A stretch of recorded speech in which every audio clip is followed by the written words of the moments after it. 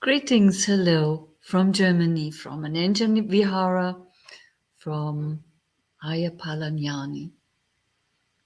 I'm happy to be with you again on this Wednesday afternoon. For us, it's an afternoon. For some of you, it might be a morning. For some of you, an evening, or also an afternoon. Wherever you are, I greet you. And I would suggest that for the beginning, we would just close our eyes for a few minutes.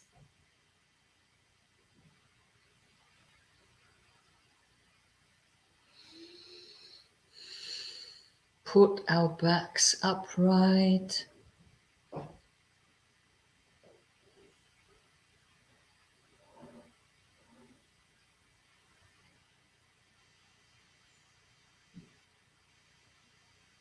And just observe as we are breathing in and out.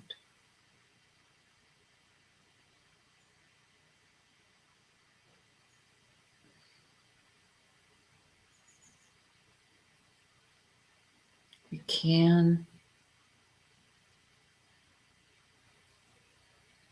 make some corrections of our posture if necessary.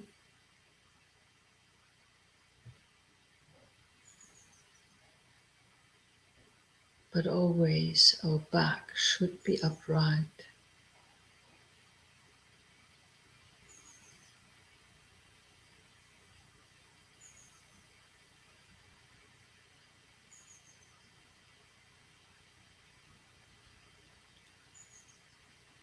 Our whole upper body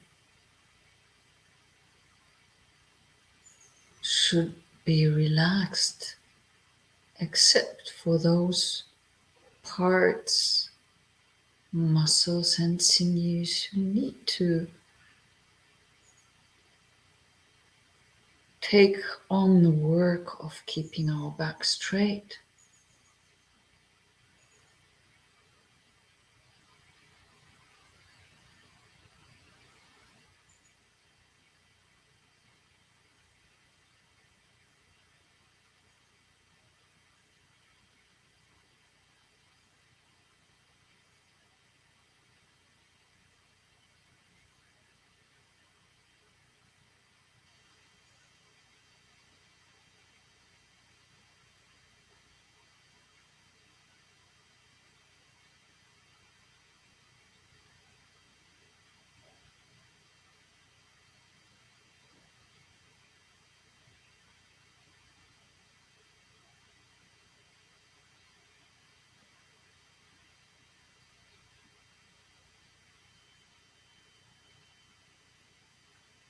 And today we just try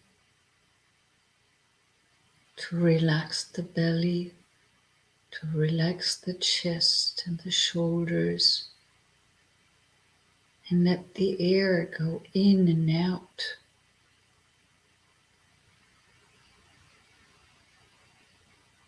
Unobstructed, nothing held back.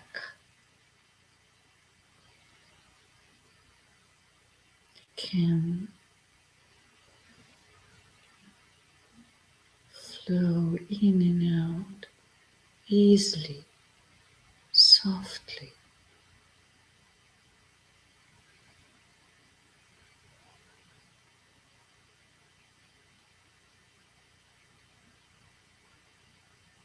So much so that it opens up our hearts. It opens up our chest.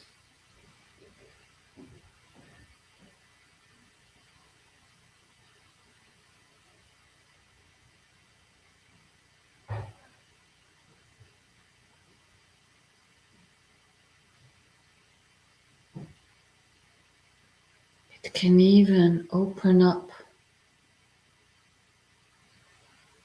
our mind.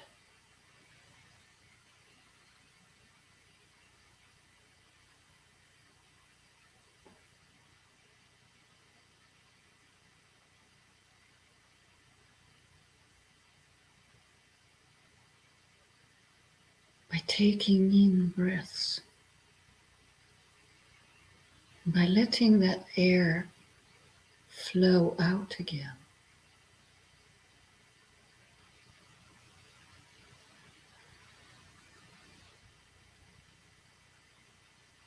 Breathing.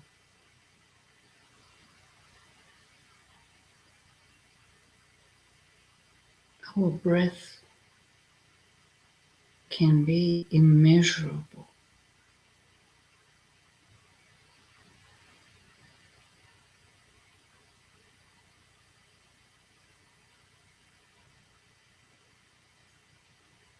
Because we're taking in the air of this whole enormous body of air that is around the atmosphere of this earth.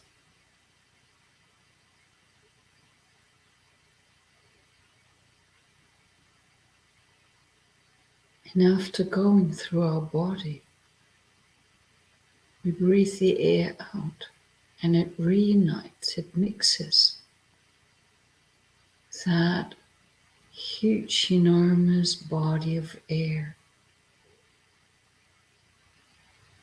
And through the air, by the air, we're connected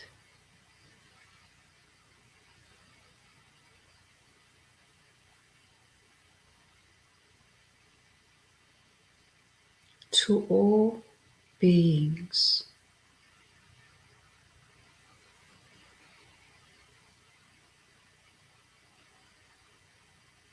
past, present, and future.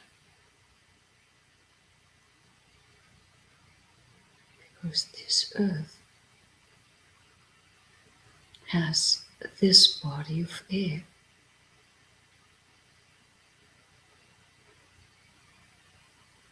And as long as we do not destroy our atmosphere,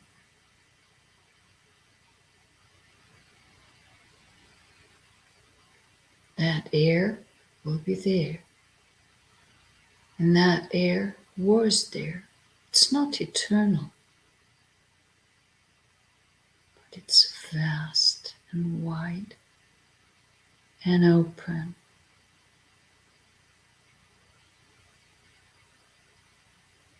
By breathing in and breathing out, our hearts also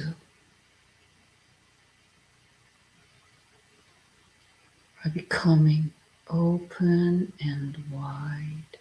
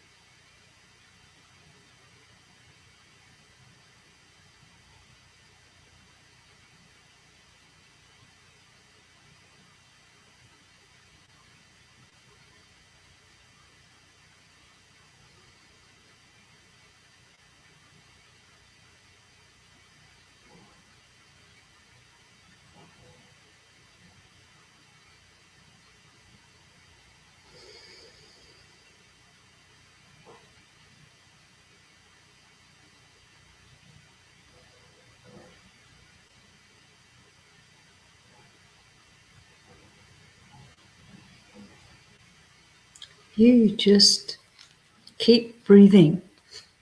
Now we'll start to talk about our topic today. I'm happy to see you all. And first thing, I would like to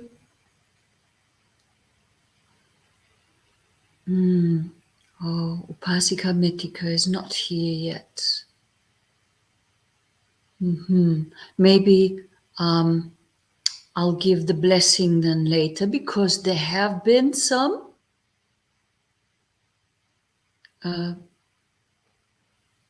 gifts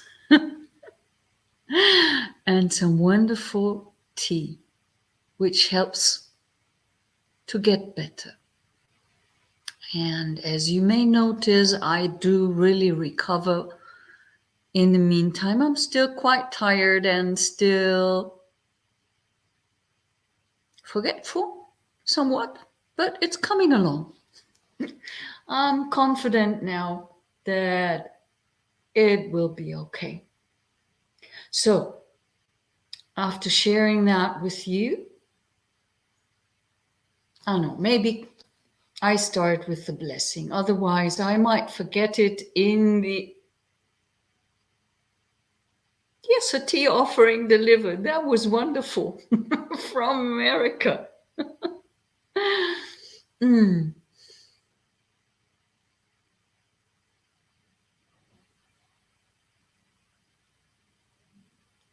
So, all those who share, all those who have an open, giving heart and giving whatever they can, whether that is some tea or some time or some whatever, all those may partake in the blessings.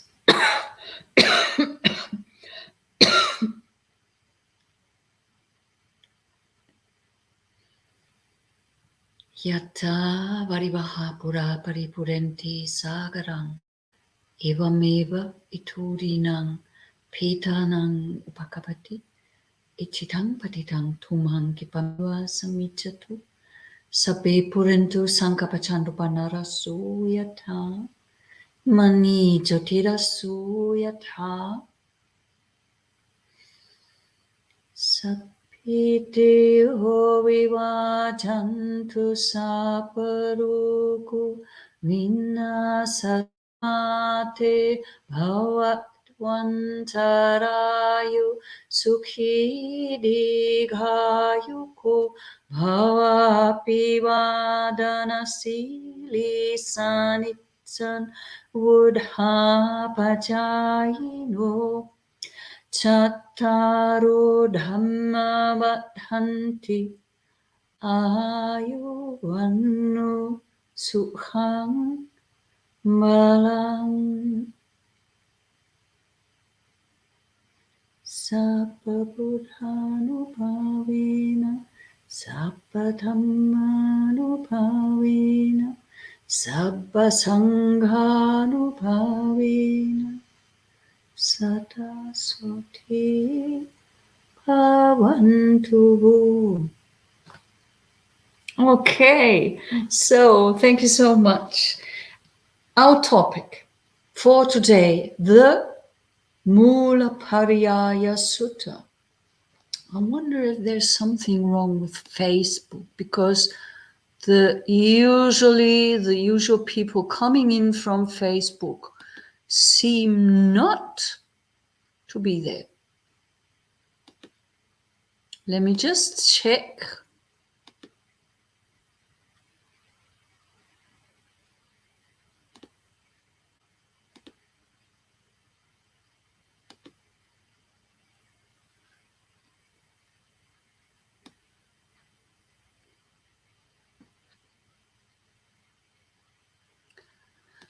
Well, I don't know. I checked, but I didn't find out any. It is time for us here to have some thunderstorms coming up. So I do hope that we're not breaking off too much and that the connection will be stable. Mulapariyaya Sutta, the root of all things. That is the very first sutta in the Majjhima Nikaya. And I have the translation here of Bhikkhu Bodhi in front of me. And there, in that sutta, the Buddha talks about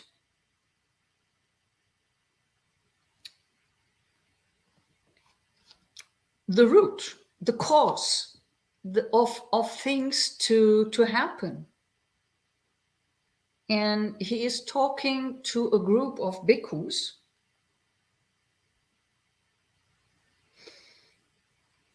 And this is the only, as far as I remember, this would be the only sutta so far known.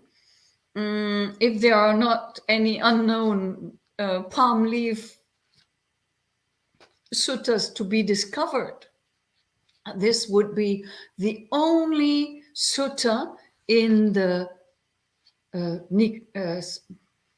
Tipitaka where the bhikkhus do not rejoice in the end, but are kind of do not like it. So this is a very special sutta because it reminds us on how we have to work, what we have to do, and what our problems are, actually. In fact, what are the roots of our not being enlightened yet. And I think we agreed at some point that it's important to understand when at some point in this life or in any other life to come, we want to progress towards enlightenment, then it would be very important to find out what is obstructing us, what are our obstacles. Of course, yes, the hindrances, that we know already. But what else? There are so many things that are obstructing us. And we can just look here at what the Buddha says about an ordinary person. I think it was Thanissaro Bhikkhu who calls that person a run-of-the-mill. So really somebody is meant who is not a Buddhist, who has not heard of the Dhamma yet, or who has heard of the Dhamma but is not practicing it.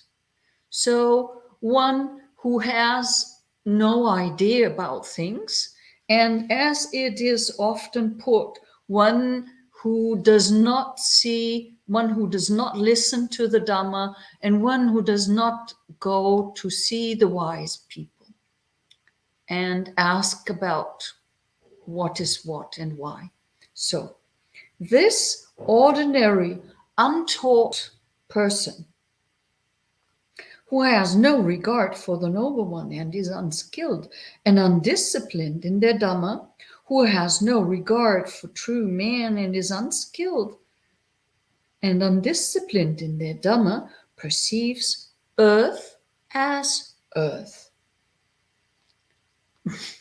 That doesn't sound too bad, doesn't it?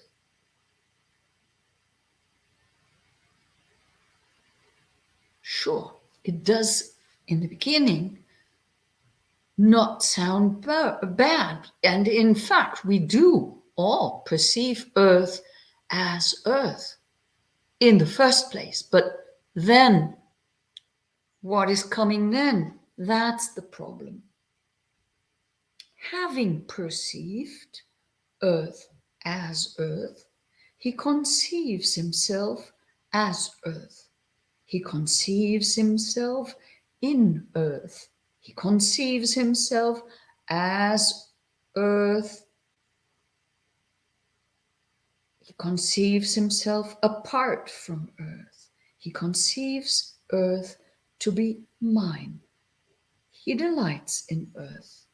Although here is written he, that is for us women all the same. In that regard, being female has no advantage whatsoever. we do the same. And this is not only, of course, about the earth. We do this with everything. And in the coming paragraphs, the Buddha explains it. We are perceiving water as water, which is not too bad after all. But then, having perceived water as water, one conceives one as water, or oneself in water. We conceive ourselves apart from water. One conceives water to be mine, and we delight in water. And so we do with fire, or with warmth, and with air, and with beings.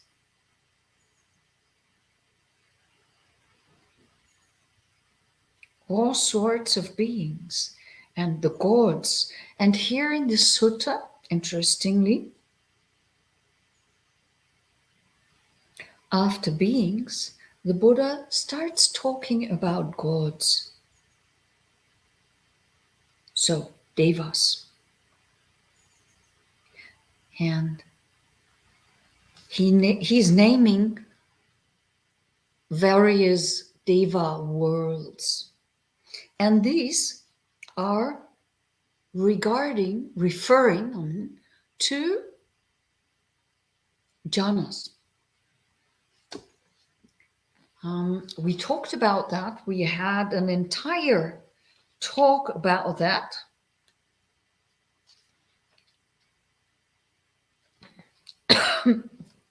And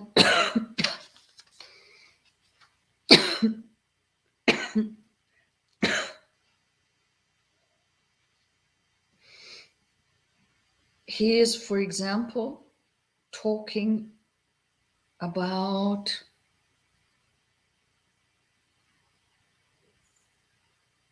those Prajapati and Mahabrahma.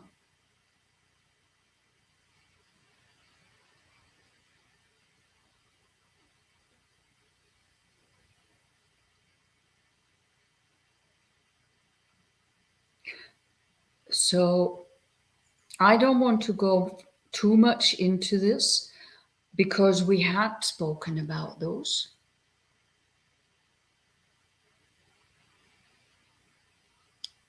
Are you reading, Igor? Are you reading with me? Yes, it is. It is very interesting because the Brahma worlds would refer to the higher jhanas, and one who has access to the Brahma world would be one who in this world dies as a non-returner and would then go into a certain Brahma realm. And there are also creator gods and those who are partaking in the creation of others. So I'm really not wanting to go too much detail with the god and the deva realms today, because there are really more very interesting things here in this sutta. So we just take into consideration that when he talks here about the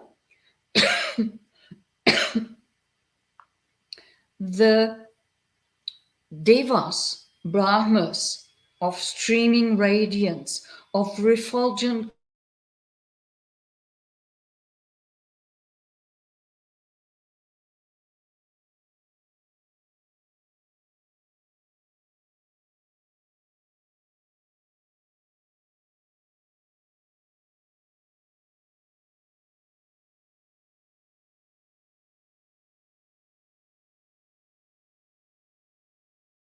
here, it kicks me out. So this might happen again.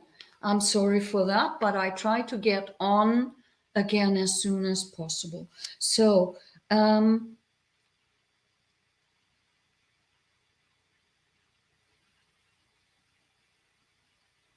the Deva worlds are referring to the jhanas, to the first,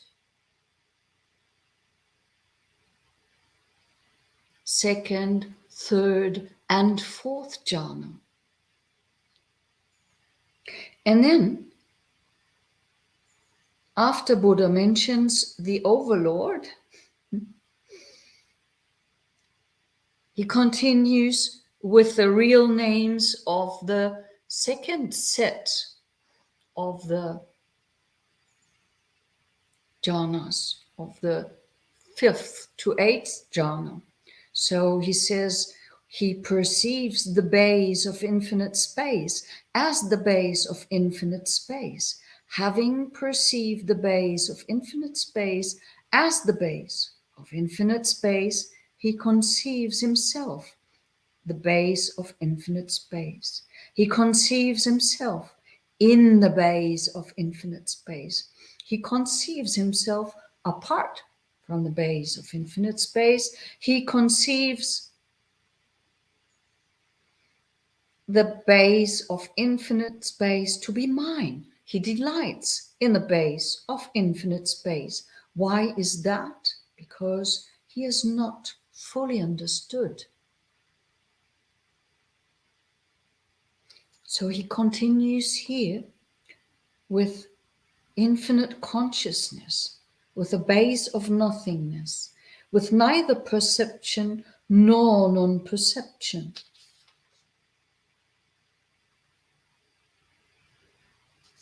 And then he continues, and this might sound familiar from another sutta. He perceives the seen as the seen. Having perceived the seen as the seen, he conceives himself the seen. He conceives himself in the seen.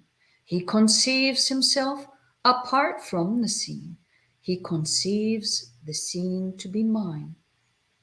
He delights in the seen. Why is that?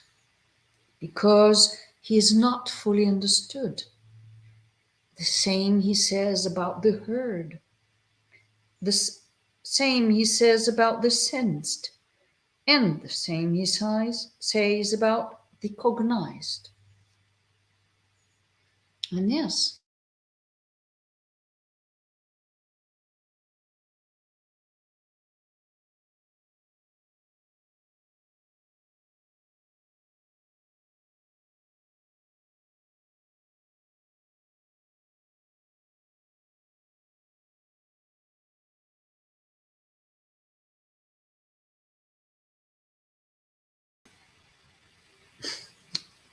and this might sound familiar to you from a sutta, Bahia Sutta, Udana. I think, as I remember correctly, that would be number 10 in the Udana, Bahia, the bark wearer. There, the Buddha is talking about these things in a very cryptic manner, as it seems, but it's not so difficult to understand when we look at this sutta here.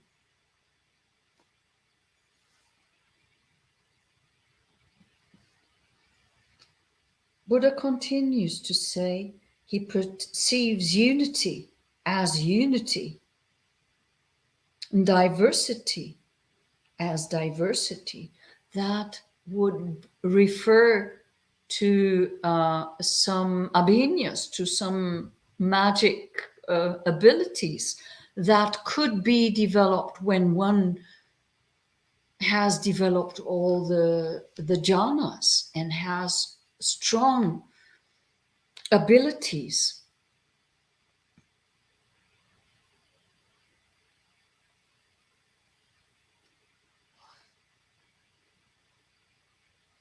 And then It is said, we do not fully understand it. We perceive the all, and having perceived the all as all, he conceives himself as all. He conceives himself in all. He conceives himself apart from all. He conceives himself to be all, to be mine. He delights in all. Why is that? Because he has not fully understood it. I say, he perceives Nibbana as Nibbana. Having perceived Nibbana as Nibbana, he conceives himself as Nibbana. He conceives himself in Nibbana. He conceives himself apart from Nibbana. He conceives Nibbana to be mine. He delights in Nibbana. Why is that? Because he has not fully understood it, I say. So what does that tell us? So here is a tremendous amount of practice that we can go through, that we can do, and that usually people are very fond of and think, wow, I'm a meditator. I'm meditating since so many years and I have this and that ability. I am going in the jhanas and I have even seen some whatever nibbana. And but if you don't understand it, you're still one of those, or we are still one of those run-of-the-mill people, one untaught ordinary persons that do not understand. And why is that? Because we still have, what is the problem here? Think a second for yourself. What is the problem? Of course, here it is said, because he has not fully understood. But what is it?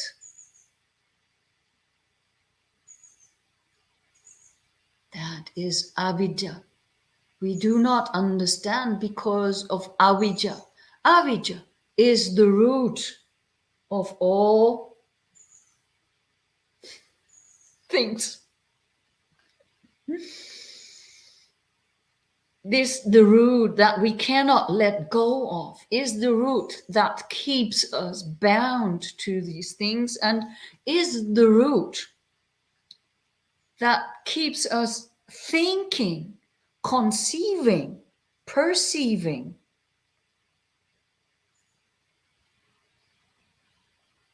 So if we were to perceive earth as earth, that is not too bad. That's good. That's just as it is. That would be seeing things as they really are.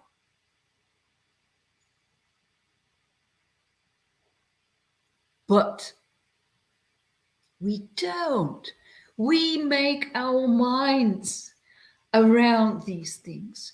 The Buddha here very, very carefully includes all our meditative attainments, includes all of our practice, includes all of our world even. When he says he perceives all is what? Usually, commonly, we have talked about it, is either the what we perceive through the sense doors. Sometimes it might be referred to as the five khandhas.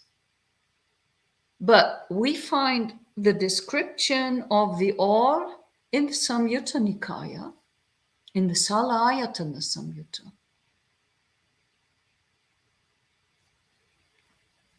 So we have this tremendous avidya, not knowing, not understanding, which keeps us thinking Earth, whatever we think about Earth, and whether that is the entire globe, whether that might be an Earth meditation object, whether that may be a little flower pot, wherever we are contacting Earth, or whenever we conceive ourselves to be part of, I'm Earth, I'm part of this Earth, I have Earth as an element. Even that, even if I think like that, of course, this anybody would be consistent to parts of Earth. In other parts of water, there would be the element of warmth, and there would be the element of air. Sure, but we make it my breath. We make it my connection with Earth, my connection with water, with whatever. I am in the Earth. I'm the perceiver of my meditative state. So whatever we make up, whatever we can think of, is included in this list that the Buddha has given us here.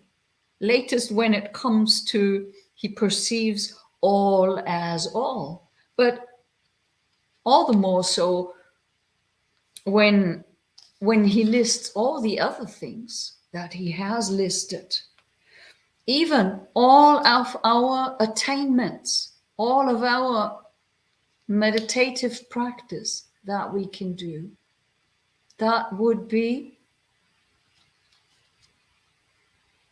something that we cling to, that we make stories of, that we make up our minds about, because there is the not knowing, because we do not understand as things really are. We don't just leave it with perceiving the earth as earth and full stop.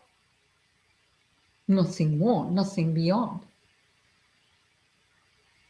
You know, when I read that sutta this morning, I was I was reminded of a situation when people talk to me in reports about the meditative things, what usually people are quite humble about them and do not really know whether that is really a thing or not, and talk about it to clarify. But there was one guy who mansplained, I think I can say, who had an idea about Nibbana, you know, and came to a nun who had the robes on and was a nun for several years, and came to mansplain to me about Nibbana. It was so, and I thought I had long forgotten that situation, but that I remembered when I read this morning here. He perceives Nibbana as Nibbana. That would be good and nice if that would be possible. But if one gets a glimpse, the normal person the normal, ordinary, untaught and untrained person that does not have any idea about the Buddha's teaching and does not regard the wise people as the wise people, then goes ahead and conceives himself as Nibbana, perceives himself as in Nibbana, perceives himself, I have experienced Nibbana, and I know what that is, and I know how that should feel like, and so forth. So this is all just because there is such a tremendous amount of ignorance. And that seems to be such a bliss that it is almost impossible to tell the people, look, this is ignorance. Get out of that as quick as you can. You know, when people think they are here, they are having all these jhanas, they can see the devas, or they can conceive whatever nice, then it's quite difficult sometimes to get them back with the feet on the ground and say, well, look, it's enough to just perceive. You don't have to conceive anything beyond that. You don't have to be intermingled. You don't have to get involved in these things. You don't have to get in it. You don't have to go about it. You don't even have to go beyond it. Just perceive it as what it is, and it is what it is. There's not even a beyond. It's just what it is. Full stop. So, understanding this, understanding that we make this all up. We are making our world, we are making our achievements, we are making up stories about our earth, about water, about whatever else.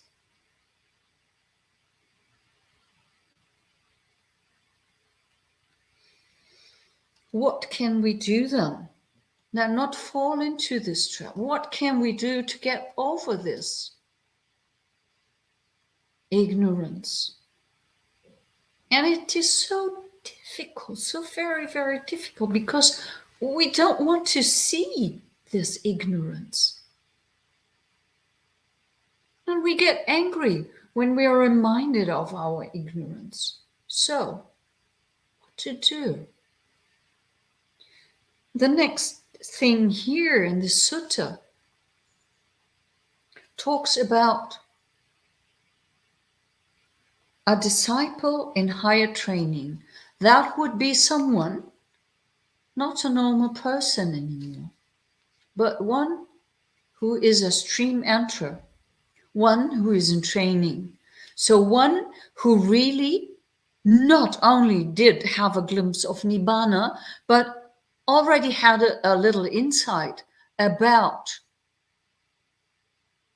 what it means, this ego, what it is, this personality.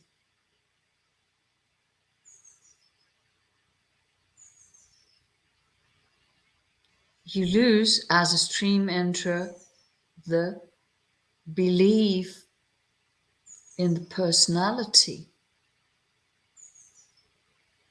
So that makes a huge difference. And that one would be a stream enterer, a trainee. disciple in higher training. So when also this person who is in higher training, whose mind has not yet reached the goal, who is still aspiring to the supreme security from bondage, directly knows earth as earth. Having directly known earth as earth, he should not conceive himself as earth. He should not conceive himself in earth. He should not conceive himself apart from earth. He should not conceive earth to be mine.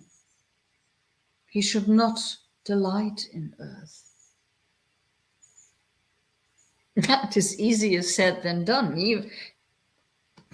Not to delight in earth sounds easy, but it's really not. And not to conceive earth as mine is really difficult.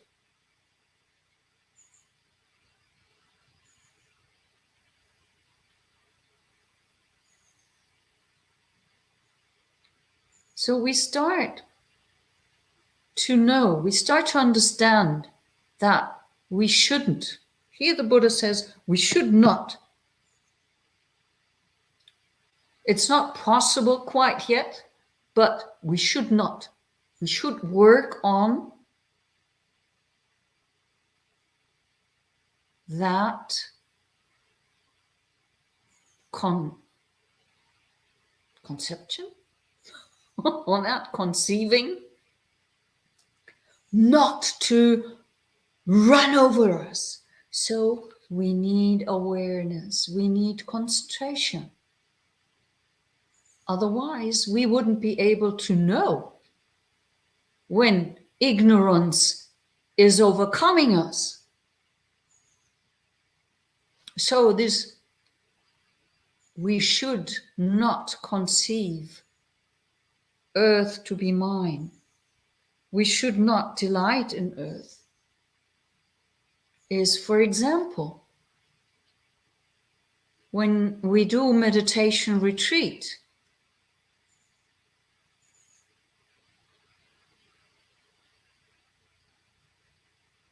we're there, sitting in our meditation, walking, sitting, walking, sitting.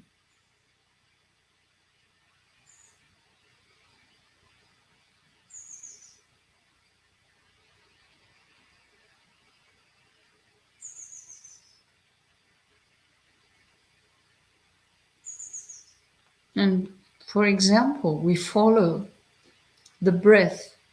Either we can go with it being the earth, or the body, or we can go with it being air element. We just name it. But we do not follow after.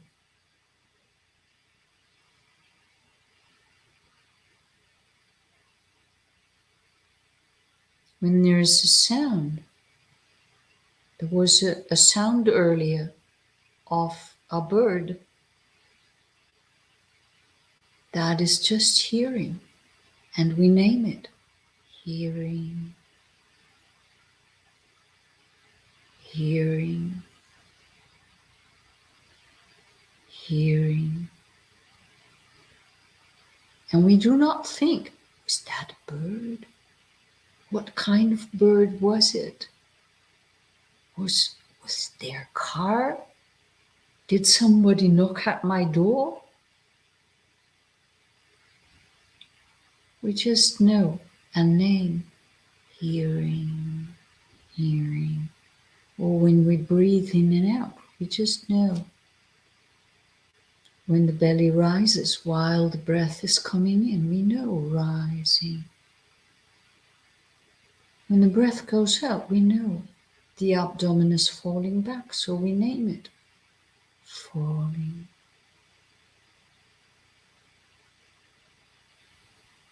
when we're swallowing, saying, just to name it, swallowing, swallowing, swallowing.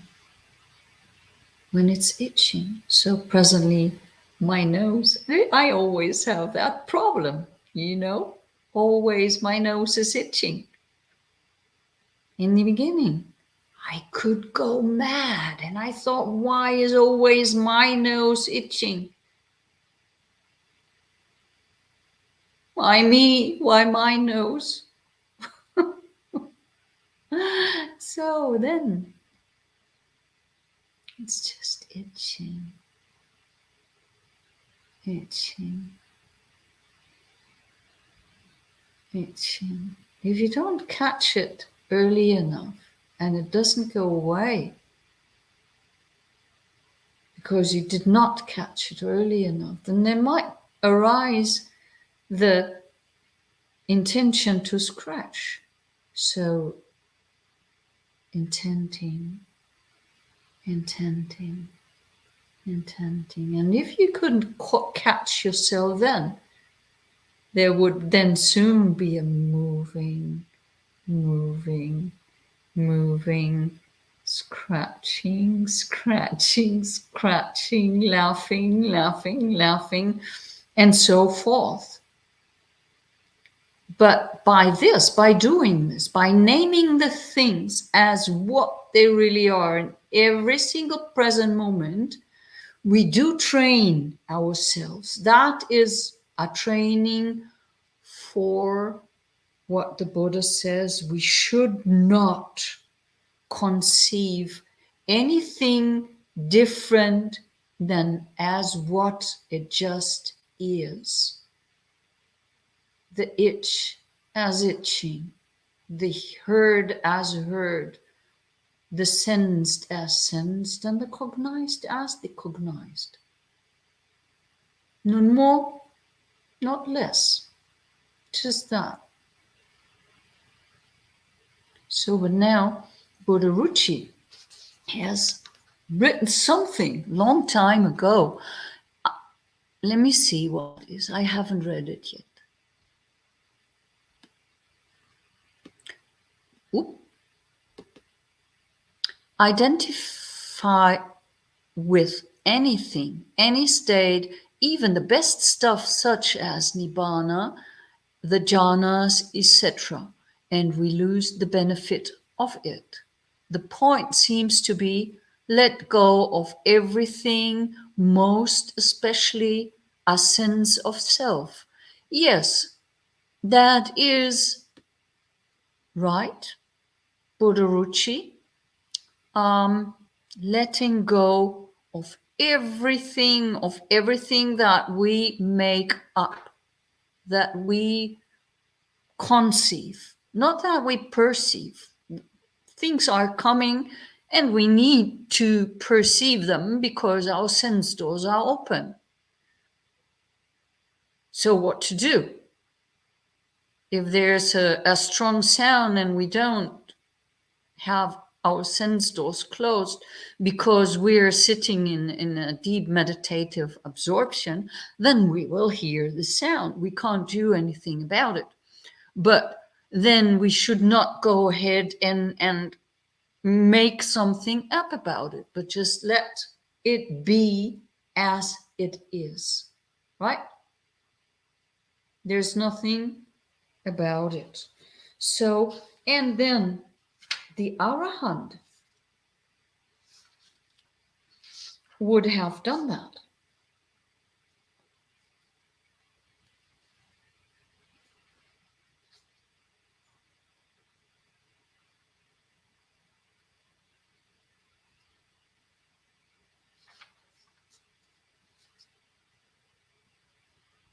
And an Arahant does not conceive. Here it says, bhikkhus, a bhikkhu who is an Arahant with taints destroyed, who has lived the holy life, done what had to be done, laid down the burden, reached his own goal, destroyed the fetters of being, and is completely liberated through final knowledge. He too directly knows earth as earth. Having directly known earth as earth, he does not conceive himself as earth. He does not conceive himself in earth. He does not conceive himself apart from earth.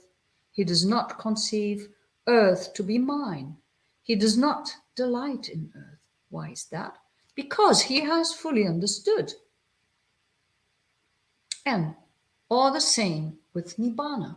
So that is one reason why one who knows wouldn't start talking to you about Nibbana, because he knows there's nothing to talk about. Doesn't make sense. Either you know or you don't. And if you don't, just don't talk.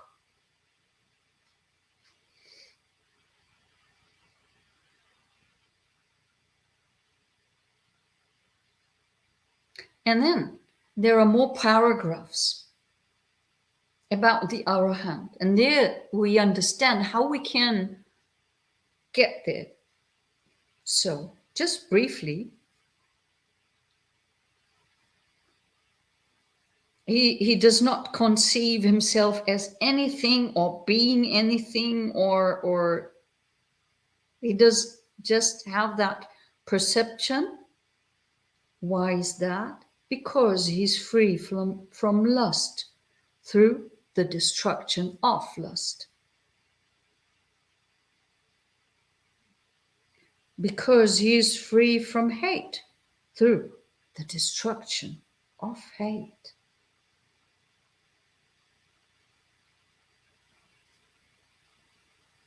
Because he is free from delusion through the destruction of delusion. So, when we perceive things and our mental activity starts to give us stories about things, to give us information, ideas about things.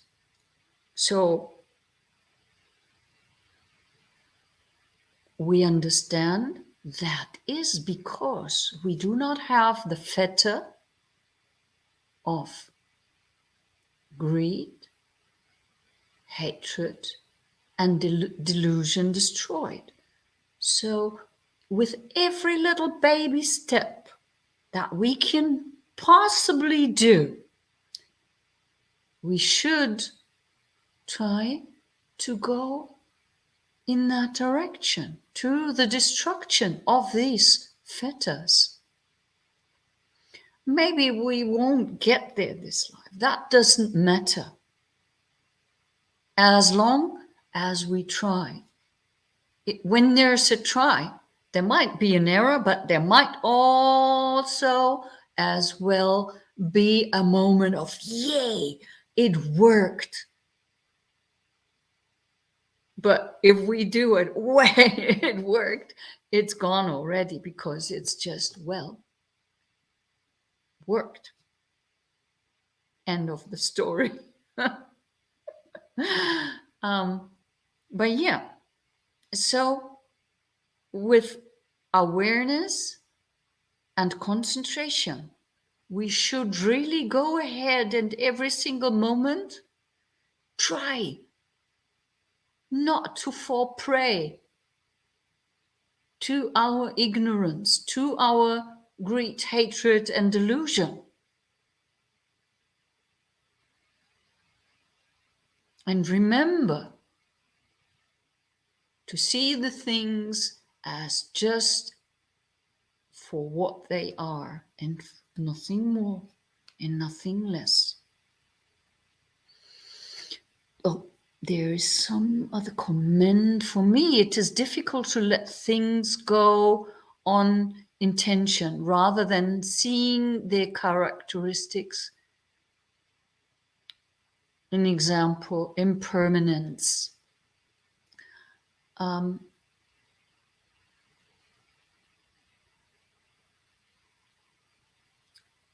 Well, yeah.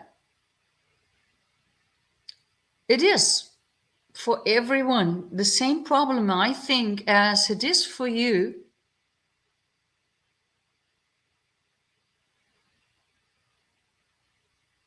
To let them go on intention, it is almost impossible. You know, you really have to be very aware and very concentrated and in that moment you understand.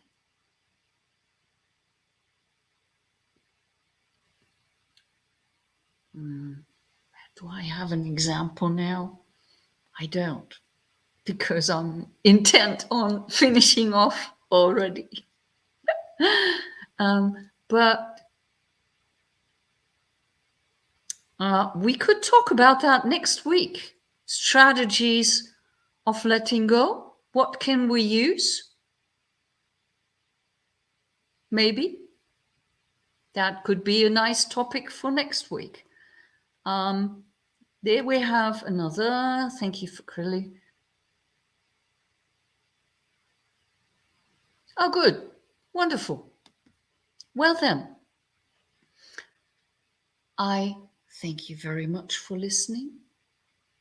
Again, those who have donated something, I'm very, very grateful and happy. And see you next week. Bye.